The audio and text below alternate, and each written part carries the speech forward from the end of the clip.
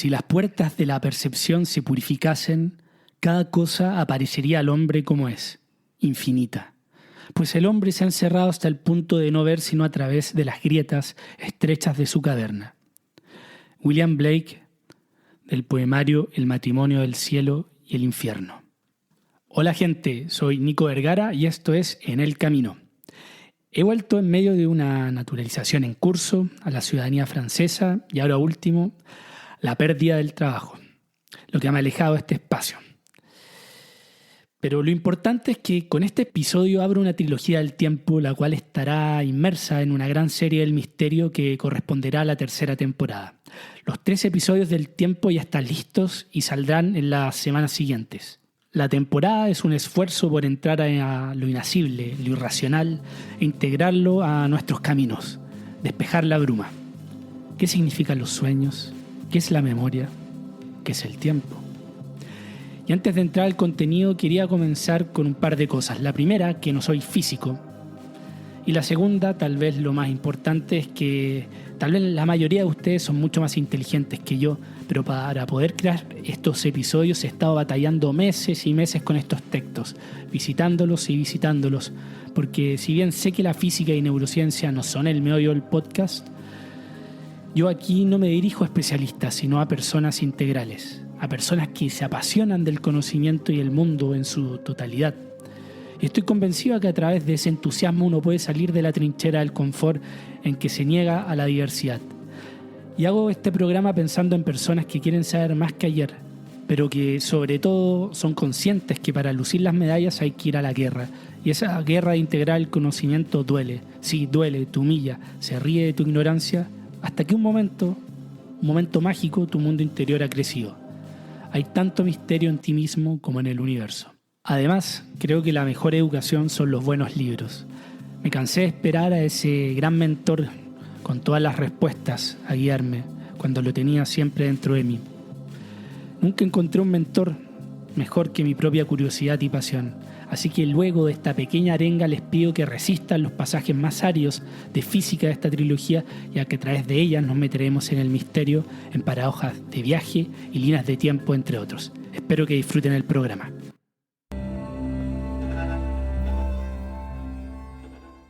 Empezaba con el gigante poeta británico William Blake para establecer un punto de arranque: lo pobre de nuestras percepciones.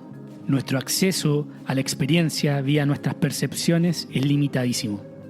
Es verdad, los sentidos nos han permitido sobrevivir y evolucionar hasta el Homo sapiens que somos hoy. Gran parte de este logro es debido a nuestra vista, que nos permite cazar presas, o el anticipar un patrón de ruidos para huir de un depredador, o olfatear el fuego amenazador. Los sentidos. Todo eso es verdad. No desprecio los sentidos, esos que más encima le dan sentido a la vida, los que nos dan acceso a la belleza y nos permiten conmovernos y a través de aromas o sonidos como la música rememorar momentos e incluso enamorarnos. ¡Ay! ¿Qué sería de la vida sin los sentidos? Pero no tenemos la vista ultravioleta de las abejas que les permitió huir primero que todos en el desastre radioactivo de Chernobyl, ni tampoco detectar vibraciones del suelo como los perros antes de un terremoto. Nuestra vivencia ante los eventos se queda corta, y es importante dejarlo bien claro, sobre todo en una época en lo que yo veo y leo en el feed de Facebook o Twitter es la verdad. En una época en que hay reacción creacionista en Estados Unidos a la teoría de la evolución de Darwin, donde pareciera que da vergüenza emparentar al ser humano con el mono y aceptar que provenimos de lo mismo. Dejando este punto de partida resuelto, ¿cuál es ese momento inicial? ¿Es el Big Bang? Ese momento cero en que supuestamente las 4 fuerzas físicas, la fuerza de gravedad, la fuerza electromagnética, la fuerza nuclear fuerte y fuerza nuclear débil estaban concentradas en una, simétricamente, y se desprenden gatillando la creación inicial. ¿Ese es el inicio del tiempo? Si es así, habría existido en ese momento una densidad y una curvatura del espacio-tiempo infinitas. Pero, ¿qué hay antes del tiempo? ¿Qué pasó antes del Big Bang? ¿O el tiempo solo tiene sentido en ciertas circunstancias? Aquí cito a Stephen Hawking refiriéndose a ese momento inicial en su libro Historia del Tiempo. Dado que las matemáticas no pueden manejar realmente números infinitos, esto significa que la teoría de la relatividad predice que hay un punto en el universo en donde la teoría en sí colapsa. Tal punto es un ejemplo de lo que los matemáticos llaman singularidad. Aquí Hawking se refería específicamente al Big Bang, al momento inicial, y a los agujeros negros, pero bueno, esa es harina de otra costal. Como veremos, los modelos científicos están llenos de singularidades, aquel evento o punto en que una teoría no es aplicable. Quiero entrar con mucho cuidado acá, sí que voy a entrar en un espacio teórico especulativo, tal vez como todo. Es que lo que hoy se da como verdadero, mañana se puede refutar. Como que la Tierra era el centro del universo, o que la Tierra es plana, o que el tiempo es absoluto. Carlo Rovelli, el físico italiano y gran divulgador, autor del Orden del Tiempo, dice que el gran descubrimiento de la ciencia en el siglo XX fue ser consciente que la ciencia se equivoca. Pero no por eso vamos a creer que no somos primos hermanos del chimpancé. Eso tal vez es manipulación e ignorancia que han permitido sesgos racistas. Las leyes mecánicas de Newton sí funcionan en nuestro mundo, en nuestra escala. Los puentes que atravesamos, los edificios en que vivimos, los buses que nos transportan, todos funcionan perfectamente en base a la mecánica de Newton. Esa escala, la nuestra, sí obedece a estas leyes. Pero si hacemos zoom hasta la escala menor sobre nuestro cuerpo sólido, o en la silla en que estás sentado, o en la vereda por la que estás caminando, está todo granulado, todo es en cuantos. Estas partículas fundamentales, las más pequeñas, no funcionan con las mismas reglas. Todo depende del marco, de la escala, pero ya vamos a llegar allá. Pero para llegar allá, empecemos con la vida de un anónimo empleado en una oficina de patentes que entre papeleo burocrático, investigaciones nocturnas, ideó teorías que cambiarían para siempre nuestra realidad. Estoy hablando de Albert Einstein. Einstein, desde niño, siempre estuvo rodeado de enormes artefactos electromagnéticos, debido al electroquímico negocio de su padre. Así el pequeño Albert pudo despertar un intuitivo entendimiento de la electricidad y el magnetismo. Sobre todo, agudizó su brillante habilidad para desarrollar gráficas e imágenes que pudieran describir las leyes de la naturaleza con increíble precisión. Mientras otros científicos se sumergían en las bellas y áreas matemáticas, Albert veía las leyes en imágenes. Para inicios del siglo XX ya se sabía que la luz consistía en ondas gracias a Maxwell. Einstein, que no solo era un científico intuitivo, sino también poseedor de un doctorado en física, pensó: si pudiera correr al lado de un rayo de luz, entonces este rayo de luz debería estar perfectamente detenido. O sea, bajo su punto de vista, corriendo al lado del rayo, vería una onda congelada, una fotografía que no oscilaría en el tiempo. Einstein sabía que esto no tenía sentido. Nada ni nadie había detectado una onda congelada. No había ninguna descripción de aquello en la literatura científica. No lo entendió en el momento, pero la obsesión con esta idea desembocaría en la teoría de la relatividad. Si persigo un rayo de luz que se mueve a la velocidad de la luz, que es su velocidad en el vacío, debería observar ese rayo congelado. Sin embargo, no debería haber nada así en las teorías de Maxwell. Einstein se daba cuenta que nunca se podría atrapar al rayo de luz, porque siempre éste saldría alejándose de uno a la misma velocidad. El problema lo continuaría acechando. Einstein se imaginaría en otra ocasión, en vez de correr al lado del rayo de luz, como un observador, o sea, estático, alguien que observaría al mismo rayo y a un auto de policía compitiendo en una carrera. Como observador, vería una imagen contradictoria al del chofer del auto, quien ve cómo el rayo se escapa siempre, no importando cuánto acelerara. El observador, o sea, Einstein, estático, al lado, vería cómo estos dos, moviéndose a la misma velocidad, competían codo a codo. Pero, ¿cómo podía ser que para el mismo evento hubieran dos observaciones posibles? Esta pregunta lo atormentaba y fascinaba al mismo tiempo. Mientras Einstein, rechazado por múltiples universidades y la academia en general, se vería obligado a trabajar en una oficina de patentes en Berna, en Suiza, trabajo que le permitiría utilizar sus conocimientos de física redactando reportes de las especificidades de los inventos que llegaban. El joven Albert diligente y obsesionado, terminaba raudamente su trabajo y dedicaba tiempo a sus sueños de juventud, ya sea en las horas de trabajo y también en la noche retornaba a su templo del conocimiento. Más tarde recordaría: qué hermosa cosa es la pobreza feliz.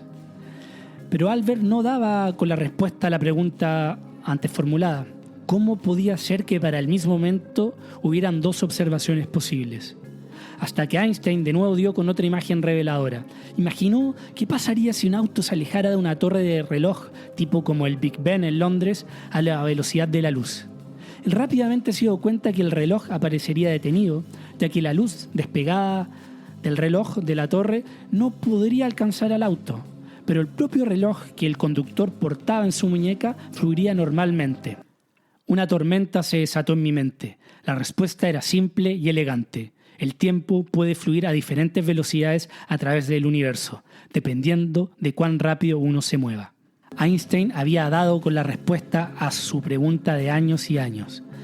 De hecho, cuanto más veloz uno se mueve, el tiempo pasaría más lento. La diferencia es pequeña, pero se puede medir con relojes de precisión, los llamados relojes atómicos.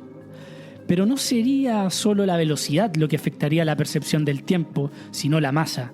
De ahí se empezaría a hablar de espacio-tiempo, de la curvatura del espacio-tiempo, como una sola unidad. Einstein hizo la sugerencia revolucionaria de que la gravedad no es una fuerza como las otras, sino que es una consecuencia de que el espacio-tiempo no sea plano como previamente se había supuesto. El espacio-tiempo está curvado por la distribución de masa y energía en el presente, explicaba Stephen Hawking. Este descubrimiento fundamental explica por qué el tiempo transcurre más lento en la montaña que en la costa, ya que la masa afecta la curvatura del espacio-tiempo y esta jala más fuerte en la Tierra para los que están más cerca de su eje, o sea, los costeños. Imagínense el campo gravitatorio, que es simplemente como se llama nuestro bloque de espacio-tiempo, que contiene los planetas en el espacio-tiempo como un enorme colchón y la Tierra como una bola de bowling o bolos. ¿Ok? ¿Tienen esa imagen? Sigamos. El campo gravitatorio o espacio-tiempo ejemplificado en este colchón contiene la bola de bolos, la cual debido a su propia masa curvaría, o mejor dicho en este caso, ahuecaría esa parte del colchón, creando una espiral en torno a ella debido a su peso. Y si existiera una canica cercana a la bola de bolos, esta sería atraída hacia la bola debido a la pendiente creada por el espiral de la masa de la Tierra o de la bola de bolos. Eso es lo que descubrió Einstein indirectamente. Einstein descubrió que los rayos de luz procedentes de otras galaxias eran desviados al acercarse al pasar vecino a otras estrellas. La masa de estas últimas, a través de su gravedad, los jalaba. El propio Einstein pudo comprobarlo en 1919 en una expedición británica observando un eclipse desde África Oriental, lo que demostró que la luz era verdaderamente desviada por el Sol. Volviendo al caso práctico de las dos personas que habitan en la sierra y en la costa, ese que habita en la costa, al estar más cercano a la superficie de la Tierra, es jalado con mayor fuerza a la masa de la Tierra y por lo mismo en ese punto de espacio-tiempo y debido a la cantidad de masa, esta persona ve doblado su espacio-tiempo más que su amiga serrana, que está a 5.000 metros de altura en algún pueblo de los Andes. Este último está más cerca del espacio y más alejado del eje de gravedad. O sea, el tiempo pasa ligeramente más rápido para el costeño que para el serrano. Y quien quiera que viva en países como en Ecuador, culturalmente incluso tiene sentido. En fin, no quiero adentrarme mucho más en esto porque no soy físico y tampoco es lo principal. Sin embargo, por muy contraintuitivo que estas ideas parezcan, tienen más de 100 años. Y es increíble que en esta etapa excesivamente irracional, pese a todos nuestros avances, aún estos conocimientos no sean completamente difundidos. Y además, lo que hoy nos parece intuitivo es solamente la elaboración científica y filosófica del pasado. Lo que los humanos estamos buscando en una creación histórica es una forma de experimentar el mundo que se nos abrirá hacia la trascendencia, que nos informa y al mismo tiempo se forma dentro de nosotros.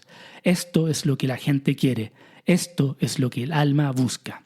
Joseph Campbell.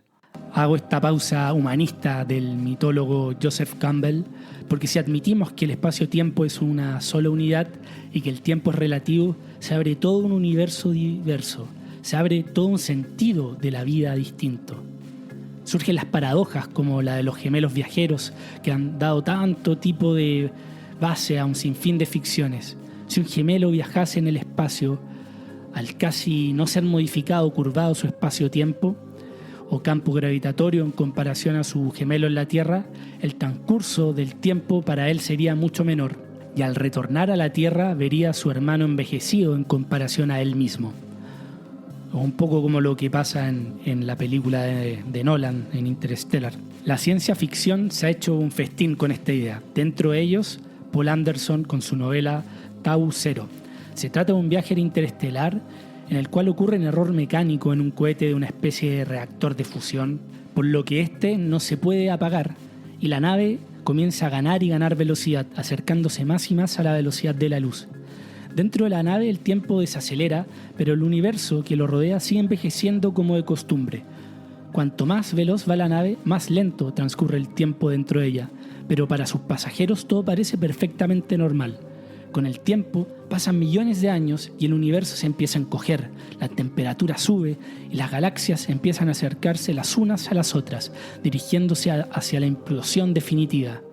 Finalmente llega el momento final, valga la redundancia, y todas las estrellas empiezan a implosionar. Sin embargo, la nave logra atravesar el gran estallido y encuentra el nacimiento de un nuevo Big Bang, el que da vida a un nuevo universo.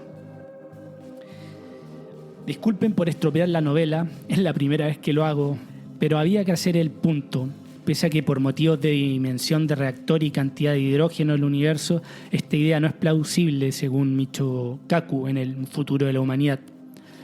Pero los principios de la teoría de la relatividad de Einstein sí lo son, y abren situaciones tan inverosímiles y maravillosas como esta. El tiempo no es absoluto. Si alguien se preguntara qué estaría pasando ahora en Júpiter, la respuesta es que la pregunta está mal formulada. No hay un mismo ahora. Es como preguntar en París qué pasa aquí en Viña del Mar. No compartimos el mismo aquí. Sí, puedo hablar por teléfono de París con mi mamá en Viña del Mar, Chile. Su voz llegará unos milisegundos atrasados a mi teléfono en París. Unanimidad, ¿no? Ahora, si alguien estuviera en un planeta extrasolar, en Próxima B, por ejemplo, donde la luz toma 4 años en llegar hasta la Tierra, en esta situación, sea utilizando un telescopio de última generación o recibiendo una comunicación vía radio, tendré información de ella con un desfase de 4 años como mínimo. Su ahora no es mi mismo ahora. La verdad es que debemos renunciar a esta pregunta. Nuestra noción de presente remite a las cosas cercanas, no a las lejanas. Nuestro presente, dice Rovelli, no se extiende a todo el universo, es como una burbuja en torno a nosotros. ¿Y de qué tamaño es nuestra burbuja? Rovelli indica que como Homo sapiens apenas distinguimos las décimas de segundo. Por lo tanto, podemos considerar tranquilamente todo el planeta Tierra como una única burbuja de tiempo, donde hablemos del presente común a todos nosotros, pero no más allá. Mejor lo dejo a él que lo explique. Si el presente del universo no significa nada, ¿dónde queda el pasado y el futuro? El tiempo no tiene orientación. Las diferencias entre pasado y futuro no existen en las ecuaciones elementales del mundo. Es un aspecto contingente que aparece cuando observamos las cosas descuidando los detalles. Desde ese desenfoque, el pasado del universo se hallaba en un estado curiosamente peculiar.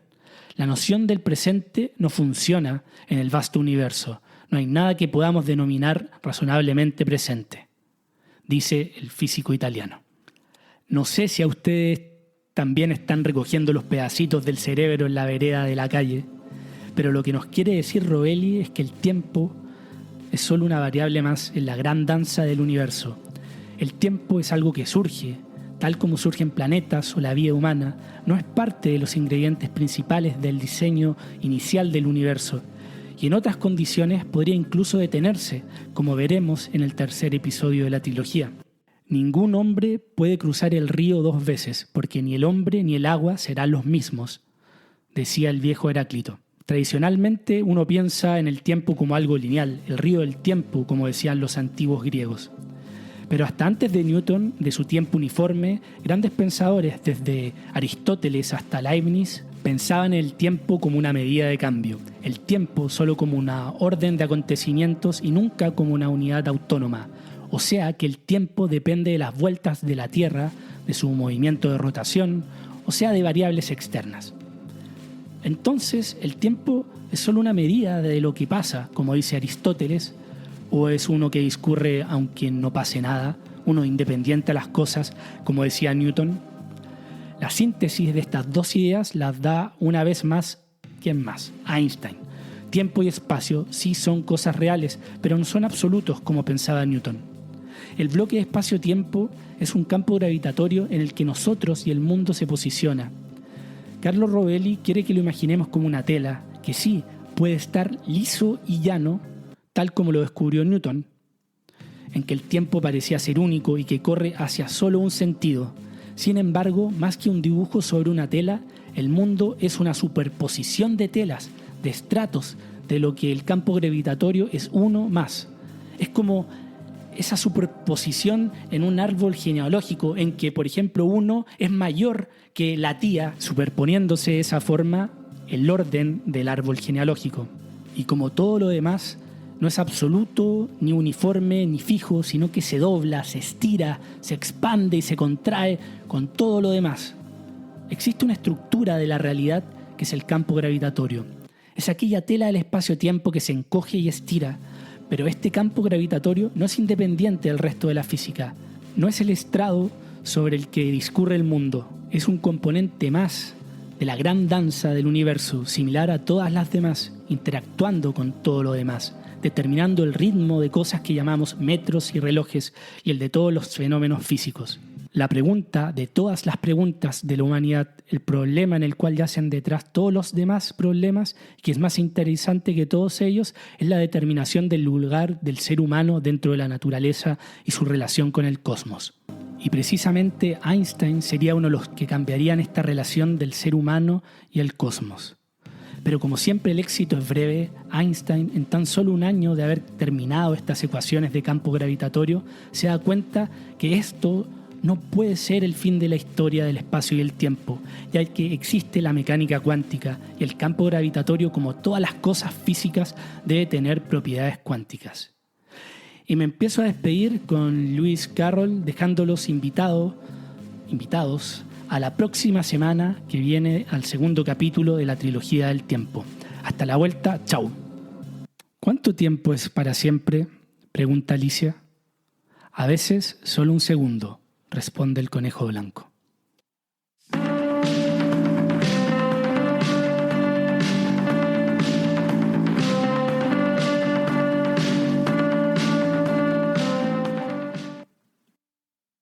Gracias por haber llegado hasta acá.